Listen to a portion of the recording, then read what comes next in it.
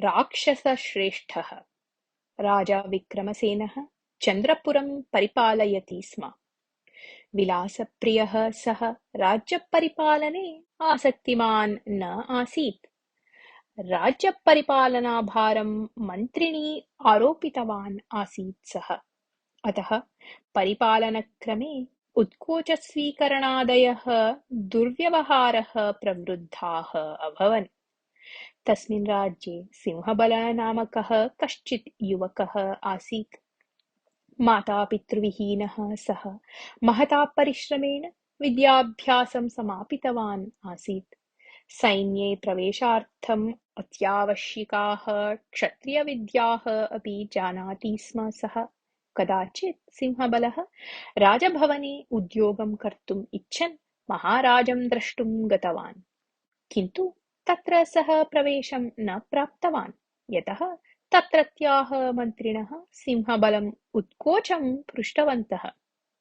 दरिद्रः सः उत्कोचदाने असमर्थः आसीत्, तस्मात् तं ततः प्रतिप्रेषितवन्तः मन्त्रिणः। एतस्मात् नितरां खिन्नः सिंहबलः महाराजविषये मन्त्रिणां विषये च जुगुप्सा उत्पन्ना। सः पुनः कुत्रापि उद्योगार्थं न प्रयतितवान्। अन्ते सः निश्चितवान् यत् इतः परं मृगयया एव जीवनं निर्वक्ष्यामि इति। अतः सः धनुर्बाणादिकं स्वीकृत्य राज्यसीमायां यत् दण्डकारण्यम् आसीत् तत्र गतवान्। प्राणिनः मारयन् तानेव खादन् जीवनयापनम् आरब्धवान् च। कानिचन वर्षाणि अतीतानि। राजा विक्रमसेनः अस्वस्थः सन् शय्याम् आश्रितवान्। दिनेषु अतीतेषु तस्य आरोग्यं चिन्ताजनकं जातम्। बहवः राजवैद्याः तं परीक्ष्य औषधं दत्तवन्तः, किन्तु तेन किमपि प्रयोजनं न जातम्। अन्ते रत्नाकरनामकः कश्चित् राजवैद्यः राजानं परीक्ष्य उक्तवान्, महाराज, अमृतलता नाम काचित् मूलिका वर्तते। तस्याः उपयोगेन भवतः रोगः शमयितुं शक्यः, किन्तु सा लता अतीव दुर्लभा इति।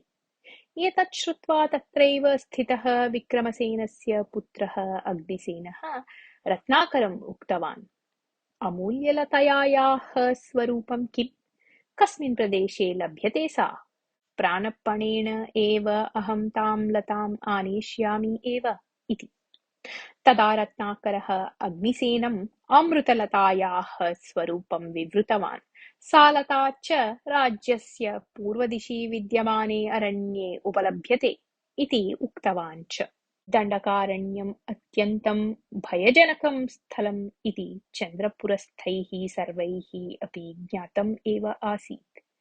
पूर्वं कदाचित् युवराजः अग्निसेनः धैर्येण कैश्चित् भटैः सह मृगयार्थं तं प्रदेशं गतवान् आसीत्, किन्तु तत्र मृगयात् दूरे तिष्ठतु नाम क्रूरमृगेभ्यः विषसर्पेभ्यः च भीतः सः कथञ्चित् प्राणान् रक्षन् ततः पलायितवान् आसीत्।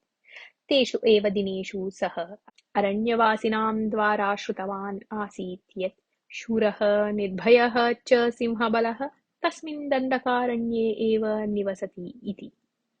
अतः अग्निसेनः भटानां द्वारा सिंहबलम् आनायितवान्। सिंहबलः अपि अग्निसेनं सम्यक् जानाति स्म। पिता विक्रमसेनः विलासप्रियः इति पुत्रः अग्निसेनः प्रजानां विषये अत्यन्तं क्रूरतया व्यवहरति इति च ज्ञानम् आसीत् सिंहबलस्य। अग्निसेनः सिंहबलं यथोचितं सत्कृत्य, सिंहबल, अमृतलतानामिकया मूलिकया रोगः शमयितुं शक्यः इति राजवैद्येन उक्तम् अस्ति। अतः तस्याः मूलिकयाः आनयने भवतः साहाय्यम् अपेक्ष्यते। भवान् यावत् इच्छति तावत् धनं दास्यामि इति उक्त्वा वैद्येन उक्तं मूलिकास्वरूपं विवृतवान्। तदा सिंहबलः उक्तवान्, युवराज, धनदानविषये चिन्तां मा करोतु। मम दृष्ट्या परोपकारः एव महती सम्पत्। अतः अहम् अवश्यं भवतः साहाय्यं करिष्यामि इति। अनन्तरदिने अग्निसेनः सिंहबलः च अश्वारूढौ दण्डकारण्यं प्रति प्रस्थितवन्तौ। चतुर्णां दिनानां प्रयाणस्य अनन्तरं तौ राजवैद्येन सूचितं प्रदेशं प्राप्तवन्तौ। सिंहबलः महा उत्साहेन अग्निसेनम् उक्तवान्, युवराज, वैद्येन सूचितः प्रदेशः आवाभ्यां प्राप्तः। इदानीम् अमृतलता लघ्वाकारिका खलु भवति, अतः अश्वस्य उपरि एव उपविश्य मूलिकायाः अन्वेषणं क्लेशाय भवेत्। अतः आवां पादाभ्याम् एव गच्छन्तौ मूलिकायाः अन्वेषणं करवाव इति। अग्निसेनः एतत् अङ्गीकृतवान्। अनन्तरम् उभौ अपि अश्वात् अवतीर्य वृक्षे अश्वौ बद्ध्वा अमृतलतायाः अन्वेषणम् आरब्धवन्तौ। तस्य प्रदेशस्य पार्श्वे पर्वतस्थायां गुहायां रक्ततर्पणनामकः राक्षसः वसति स्म। रक्ततर्पणः राक्षसेषु एव उत्तमजातीयः आसीत्। अधमकुलीयाः राक्षसाः इव सः यं कमपि प्राणिनं मारयित्वा बुभुक्षाशमनं न करोति स्म। तथा करणं हीनकर्म इति तस्य अभिमतम् आसीत्। सः शपथं कृतवान् आसीत्, मम जीवितावधौ मया एकः एव मनुष्यः भक्षणीयः इति। रक्ततर्पणः अग्निसेनं सिंहबलं च दृष्ट्वा महता उत्साहेन उत्प्लुत्य उच्चस्वरेण गर्जनम् अग्निसेन सिंहबलयोः समीपम् आगतवान्। तस्य गर्जनस्य श्रवणात् एव सिंहबलस्य अग्निसेनस्य च शरीरे कम्पनम् आरब्धम्। अग्निसेनः भयात् मूर्छां गच्छन्, सिंहबल, इदानीम् आवां किं करवाव? सः वैद्यः रत्नाकरः रक्ततर्पणस्य आहाररूपेण आवाम् अर्पयितुम् इच्छन् अमृतलतायाः कथां कल्पितवान् स्यात् इति मम सन्देहः। इदानीं भगवान् एव अस्मान् रक्षेत् इति उक्तवान्। अग्निसेनः यथा न पतेत् तथा तं गृहीत्वा सिंहबलः, युवराज, भवतः पितुः विलासप्रियता, भवतः क्रूरत्वं च सर्वे अपि जानन्ति एव। एषः राक्षसः अपि महान् क्रूरी इति मया श्रुतम्। इदानीम् आवयोः रक्षणदायित्वं भगवते यत् अर्प्यते इति तत् उचितं न। आवयोः शौर्यस्य परीक्षाकालः इदानीम्। एतस्यां परीक्षायाम् आवाभ्यां जयः प्राप्तव्यः। कोशतः खड्गं निष्कासयतु इति वदन् रक्ततर्पणं लक्ष्यीकृत्य बाणप्रयोगार्थम् उद्युक्तः। तावता रक्ततर्पणः तयोः समीपम् आगत्य बाणप्रयोगार्थम् उद्युक्तं सिंहबलं पलायमानम् अग्निसेनं च एकेन एव हस्तेन गृहीत्वा, हा, अद्य मम शपथः पूर्णः भविष्यति, किन्तु इदानीं काचित् समस्या।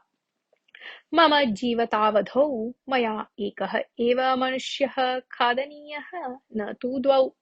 परन्तु इदानीं द्वौ लब्धौ, किं करवाणि इति स्वगतं वदन् उभौ अपि पुनः पुनः अवलोकितवान्। तदा सिंहबलः तम् उक्तवान्, राक्षसोत्तम, भवतः धर्माधर्मविवेचनशक्तिं दृष्ट्वा अहम् अतीव सन्तुष्टः। अनारोग्येण शय्याम् आश्रितवतः चन्द्रपुरराज्यस्य राज्ञः चिकित्सार्थम् अमृतलतायाः अन्वेषणं कुर्वन्तौ आवाम् अत्र आगतवन्तौ। एषः अग्निसेनः अस्य राज्यस्य युवराजः। मूलिकायाः स्थानं ज्ञातं चेत् तत् स्वीकृत्य युवराजः इतः गमिष्यति। अनन्तरं भवान् मां खादितुम् अर्हति। तेन भवतः शपथः पूर्णः भविष्यति इति। अनुक्षणं राक्षसः तौ उभौ अपि अधः अवतार्य, अमृतलता अस्मिन् प्रदेशे एव उपलभ्यते, अहं दास्यामि। किन्तु इदानीं मम कश्चन सन्देहः। प्रपञ्चे ज्येष्ठानां निमित्तं पुत्रैः त्यागकरणम् उचितं, युक्तं च। किन्तु एषः युवराजः भवन्तं बलिरूपेण दत्त्वा स्वप्राणान् रक्षितुम् इच्छति इति यत् तत् धर्मसम्मतं वा इति पृष्टवान्। एतत् श्रुत्वा अग्निसेनः राक्षसस्य पादयोः प्रणम्य उक्तवान्, राक्षसेन्द्र, भवान् वचसा एव मयि विवेकम् उत्पादितवान्। धर्माचरणं सामान्यजनानां कर्तव्यम्, महाराजः तदतिरिक्तः एव इति चिन्तयन् अहम् अहङ्कारेण व्यवहृतवान्। कृपया अमृतलतां सिंहबलाय दत्त्वा तं प्रेषयतु, मां खादतु इति। अग्निसेनस्य वचनानि श्रुत्वा राक्षसः अट्टहासं कुर्वन्, भवतः कथनानुसारं मया भवतोः अन्यतरस्य विषये दया प्रदर्शनीया, किन्तु दया तु राक्षसानां स्वभावः न, तद्विरुद्धस्वभावः राक्षसानां। तथापि भवतोः निमित्तं मम स्वभावं परिवर्त्य त्यागं कुर्वन् अस्मि। आगच्छतां माम् अनुसृत्य इति वदन् किञ्चिद्दूरं तौ नीतवान्। गुल्मानां समीपे प्रवृद्धानि अमृतलतासस्यानि उत्पाट्य ताभ्यां यच्छन् राक्षसः, यथेच्छं लताः स्वीकुरुताम्, राज्ञः चिकित्सा क्रियताम्। मम शपथः तु केवलशपथरूपेण एव अवशिष्टः अभवत्, कार्यान्वितः न जातः एव इति वदन् दीर्घं निश्वसन् स्वगुहायाः दिशि प्रस्थितवान्। अनन्तरं सिंहबलः, युवराजः, अग्निसेनः च आनन्देन अश्वम् आरुह्य नगरं प्रस्थितवन्तौ। कथा समाप्ता।